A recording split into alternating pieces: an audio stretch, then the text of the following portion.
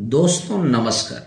मैं ना सुनांजलि कथा कहानी और उपन्यास के इस अंक के साथ पुनः हाजिर हूँ। दोस्तों इस समय हम लोग सुन रहे हैं भगवती चरण वर्मा के लिखे गए उपन्यास चित्रलेखा को।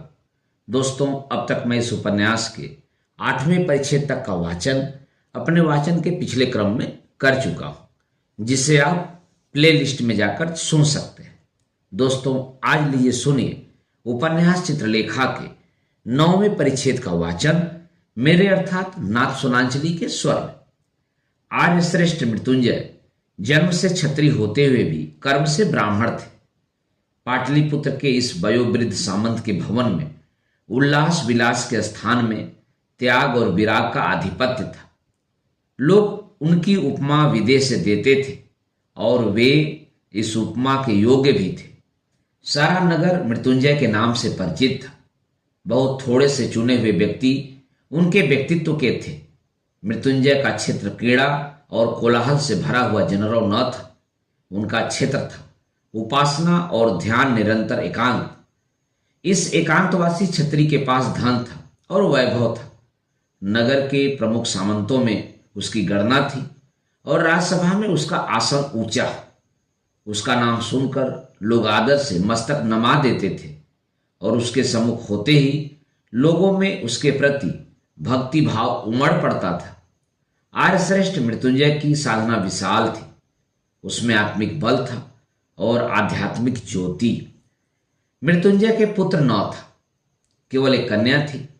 कन्या का नाम था यशोधरा। एकमात्र संतान होने के कारण मृत्युंजय का यशोधरा पर स्नेह था। उस समय यशोधरा की अवस्था प्राय 18 वर्ष की थी।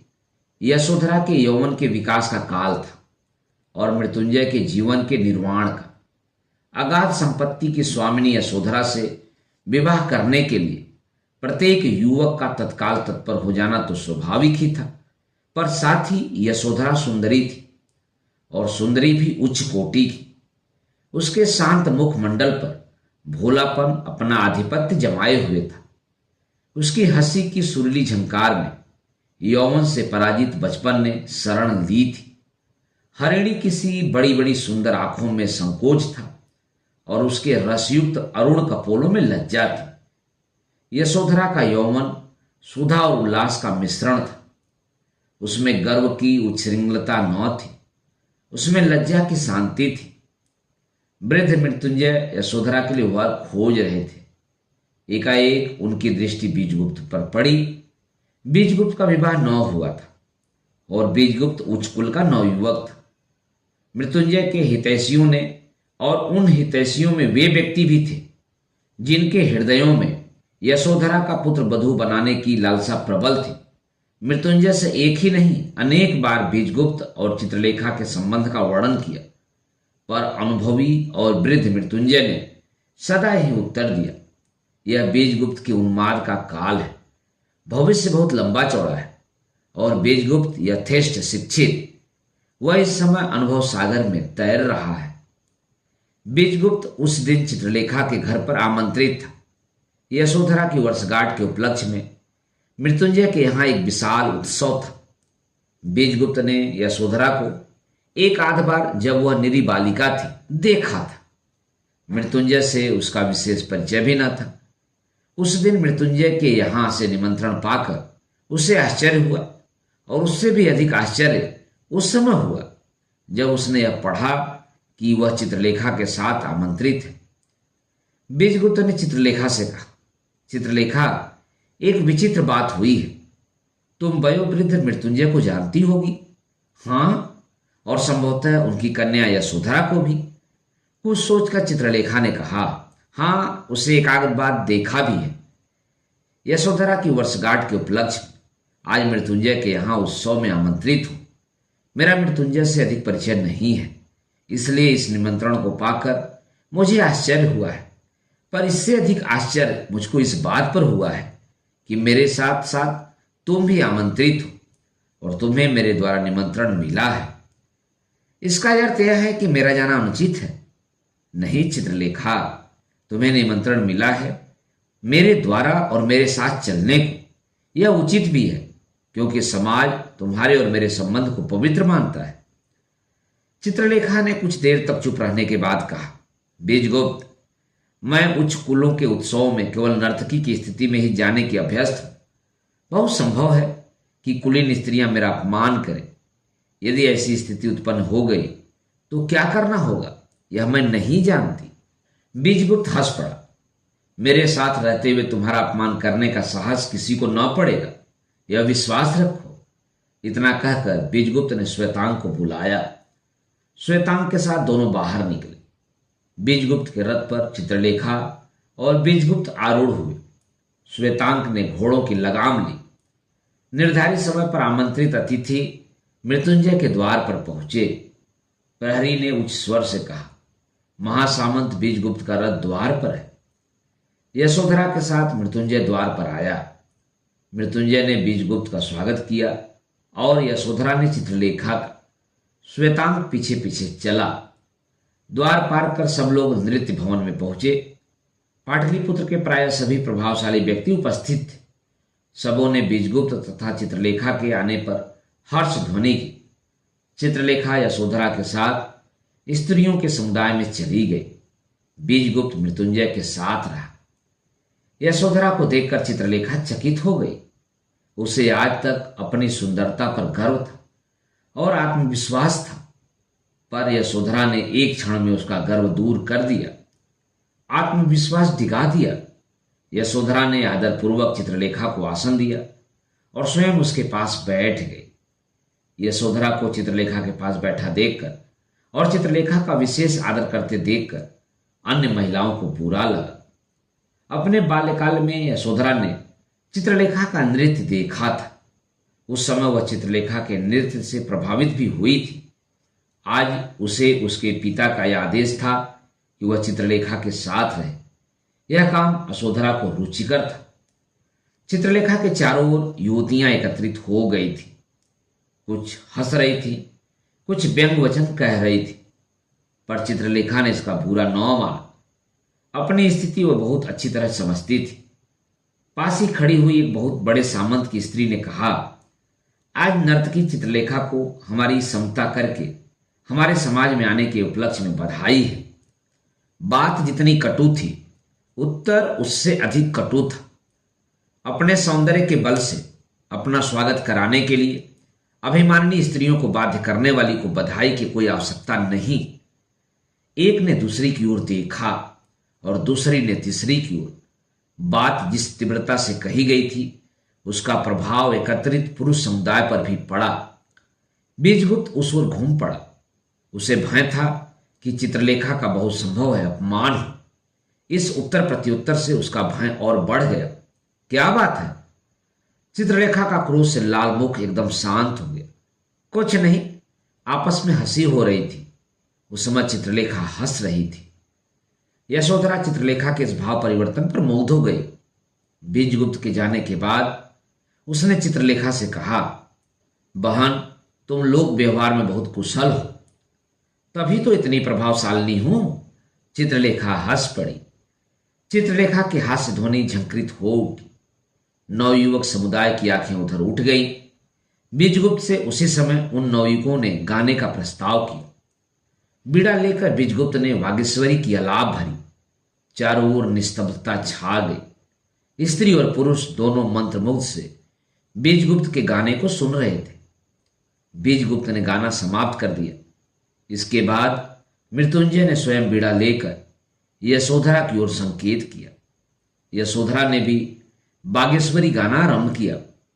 यशोधरा का गाना समाप्त होने पर लोगों ने अनुभव किया कि बीजगुप्त के गाने के आगे यशोधरा का गाना फीका था।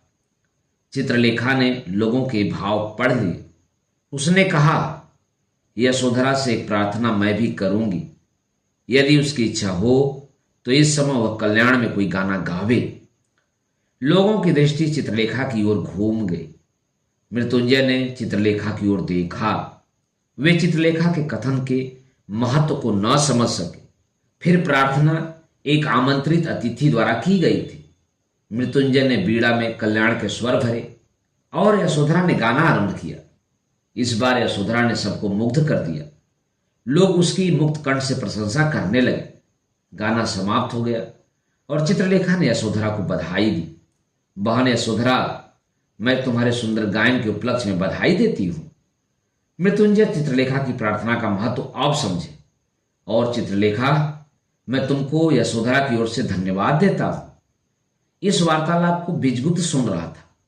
हंसते हुए उसने कहा, क्या मैं अब चित्रलेखा से अपना नृत्य दिखाने की प्रार्थना कर सकता हूं?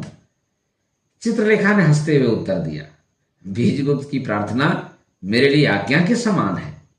मृत्युंजय ने वीणा ली और बीजगुप्त ने मृदंग। चित्रलेखा ने नृत्य आरंभ कर दिया। सब लोग चित्रलेखा की प्रशंसा कर रहे थे और चित्रलेखा अपना कौशल दिखा रही थी। इसी समय प्रहरी ने पुकारा, योगी कुमारगिरी अपने शिष्य के साथ द्वार पर पधारे हैं। मृत्युंजय ने वीणा रख दी। वे कुमारगिरी का स्वागत करने बाहर गए। मृत्युंजय के वीणा रखने के साथ ही चित्रलेखा का नृत्य बंद हो गया। मृत्युंजय कुमारगिरी को भीतर ले आए। कुमारगिरी के साथ विशाल देव भी था। कुमारगिरी के सामने सब लोग खड़े हो गए। उसी समय चित्रलेखा ने बीजगुप्त से कहा, मैं अब जाऊंगी, मेरा काफी अपमान हो चुका। यह कैसे? मेरी दृष्टि में कला का सर्वोच्च स्थान है। जो मनुष्य कला का अपमान करता है वह मनुष्य नहीं है, पशु है। मृत्युंजय को कुमारगिरी का स्वागत करने के लिए नृत्य को बंद कर देना मेरा अपमान नहीं तो क्या है? बीजगुप्त मुस्कुराया, जैसी तुम्हारी इच्छा।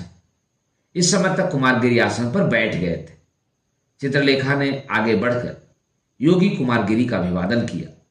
फिर उसने मृत्युंजय से कहा, मैं जाने की आज्ञा चाहती हूं। मृत्युंजय के उत्तर देने के पहले ही कुमारगिरी ने उत्तर दिया, यह क्यों? क्या मेरी उपस्थिति तुम्हें अरुचिकर है नर्तकी? और यह स्वाभाविक भी है।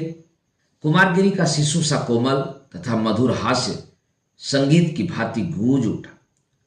चित्रलेखा ने कुछ सोचकर कहा, नहीं योगी, तुम्हारी उपस्थिति संसार में किसी को अरुचिकर नहीं हो सकती। इतना विश्वास रखो। मेरे यहां जाने का दूसरा कारण है, पर तुमने जाने का अवसर उचित नहीं चुना, तो फिर मैं न जाऊंगी। मृत्युंजय ने बीड़ा फिर उठाई, पर चित्रलेखा ने नृत्य आरंभ करने से इनकार कर दिया। इस बार यशोधरा ने आगे बढ़कर चित्रलेखा से कहा, बहन, तुम्हारी बात मैंने नहीं टाली थी। इस बार मेरा अनुरोध है कि तुम नृत्य करो, और मेरा अनुरोध तुम न टालोगी, इसका मुझे विश्वास है।